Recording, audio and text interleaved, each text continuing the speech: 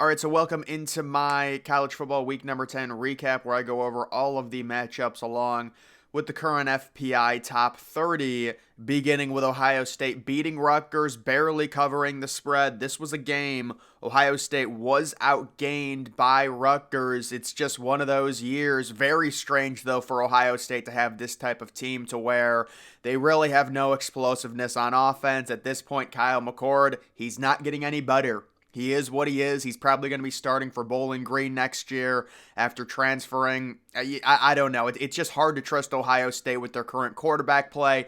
I do think the offensive line is also inconsistent, but the quarterback does them no favors. He's got zero mobility. He has no ability to step up into the pocket. He drops back 15 yards every snap. Ohio State does have a solid defense, although, this was just a strange game where Rutgers was winning 9-7. They were driving in the third quarter. Ohio State got a game-changing 93-yard interception when Rutgers was driving. It was a little sweaty there, but the Buckeyes do end up covering, surprisingly, the 18.5-point spread. Georgia beats Missouri 30-21, so it's a solid win from Georgia. I just don't think Georgia this year is this indestructible team.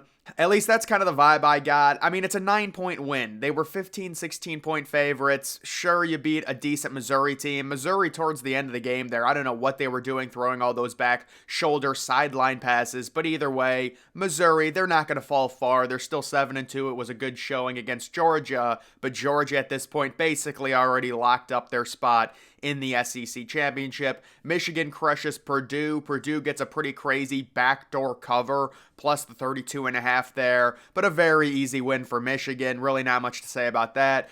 FSU beats Pittsburgh 24-7. Close game in the first half, 10-7. FSU pulls away. Pittsburgh, they're 2-7. At this point, Florida State 9-0, very likely to enter the ACC championship unbeaten. I'm not really necessarily high on FSU. I thought it was going to be closer than expected, and it was 24-7. Washington beats USC 52-42. Big time shootout here, but USC scores 0 points in the fourth quarter, and Washington is still undefeated. I still think they've got a lot of holes. They possibly will lose a game before the Pac-12 championship, but right now they still are unbeaten. They're still going to be considered a top 5 team, and USC falling to 7-3. I still think USC is a top 25 team based up on their offensive upside, but yeah, at this point, they've just got no defense. It is what it is. Oregon crushes California 63-19. So yeah, a lot of people think Oregon right now, possibly the second, possibly the third best team in college football. They look really strong. If they win out, they are in for sure. Texas beats Kansas State 33-30 in overtime.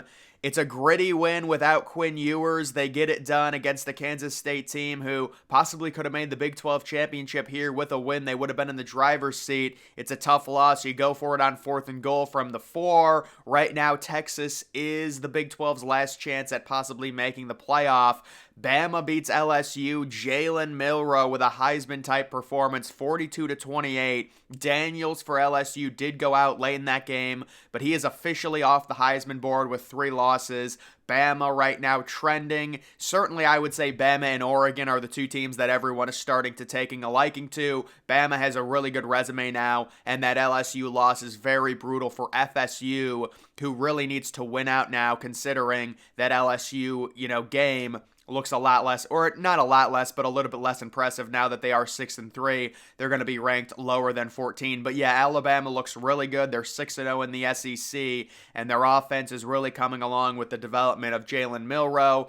You've got the Bedlam rivalry, Oklahoma State beating Oklahoma 27-24. Oklahoma officially eliminated from the college football playoff. Oklahoma State possibly entering the top 15 with Ali Gordon. Solid, fun team to root for. Oklahoma, you'd like to stabilize, you'd like to finish 10-2 and possibly still make a New Year's 6 game, but it's been a tough last 2 weeks after starting 7-0 with great analytics. Texas A&M loses to Ole Miss, a noon start time, kind of a crazy game.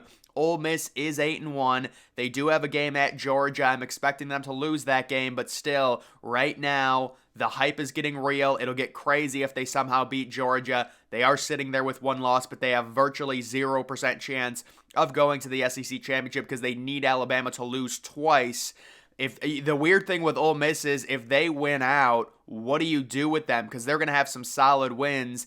That's something to talk about, possibly finishing 11-1 with your only loss to Alabama, but you don't make the SEC championship. If they beat Georgia, I mean, you could be looking at Ole Miss and maybe an Alabama getting into the playoff, depending on if Alabama wins out and wins the SEC championship. Penn State crushes Maryland. That's a solid win for Penn State. That's a program stabilizer. You were 10-point favorites on the road against a team that was kind of reeling, and you crush them. And you win by about, 37, 36 points. Penn State has their huge game against Michigan. That's a program-changing game if they can win it. But right now they are sitting, possibly moving inside of the top 10. We will see. Louisville beats Virginia Tech 34-3. Very easy win for Louisville there. They only have one loss right now, possibly moving inside of the top 12.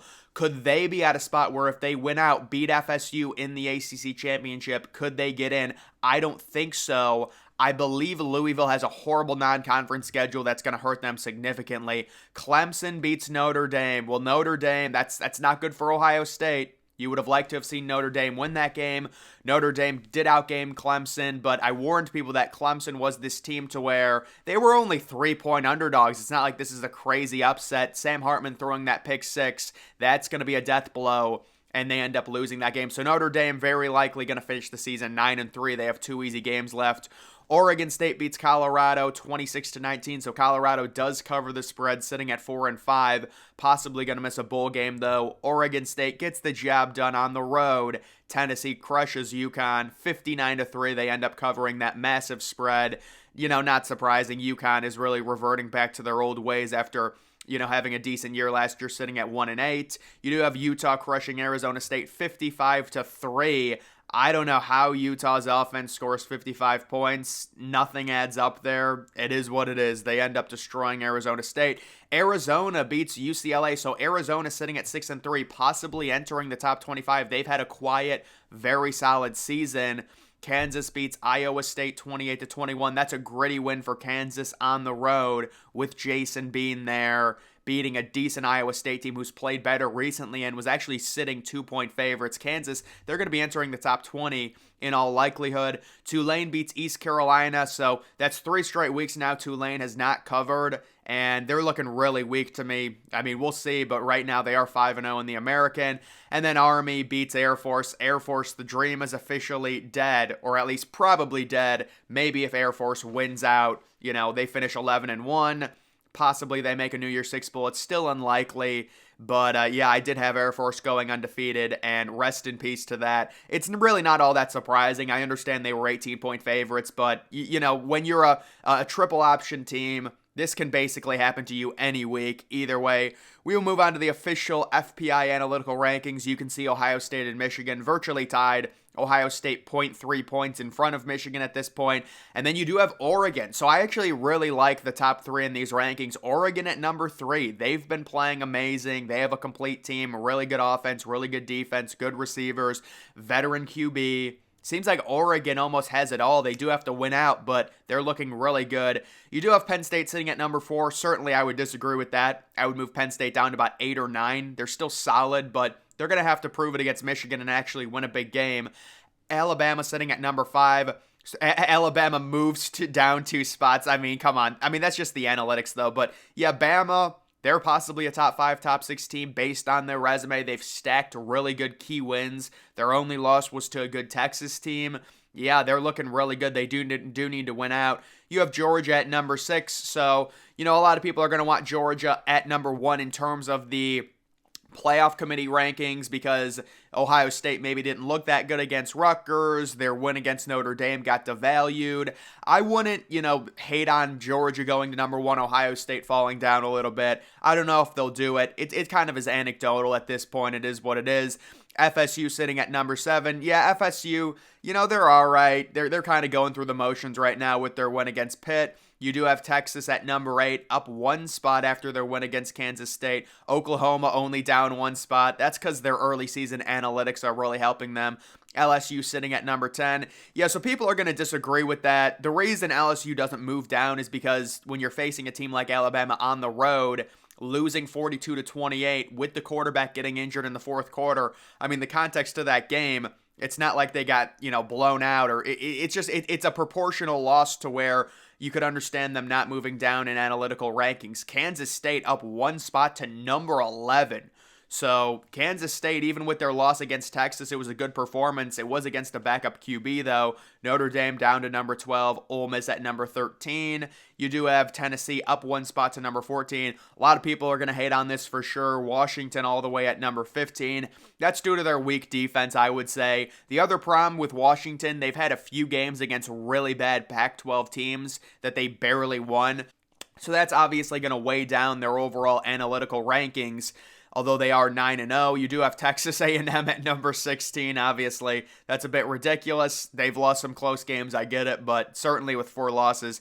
USC at number 17. Yeah, I would still have USC inside my top 25 for sure. I mean, they just have great offensive upside. USC against Louisville. Are we really thinking Louisville is going to win that game? I mean, they might, but I think USC has more upside. You can see Louisville at number 18, Oregon State at number 19, down a spot, Clemson sitting at number 20 after their win, Utah up 5 spots, yeah, because that was a dominant win, SMU down 3 spots, yeah, SMU, they squeaked by, but SMU is a team I'm watching possibly for a New Year's 6 game. To me, it's SMU and Fresno State. Actually, I don't know if Fresno State beat Boise State last night. I know they were winning, but I would think it would be SMU, Boise State, Air Force. I get it. They still only have 1 loss, but they're probably going to lose to Boise State at the end of the season, let's be honest.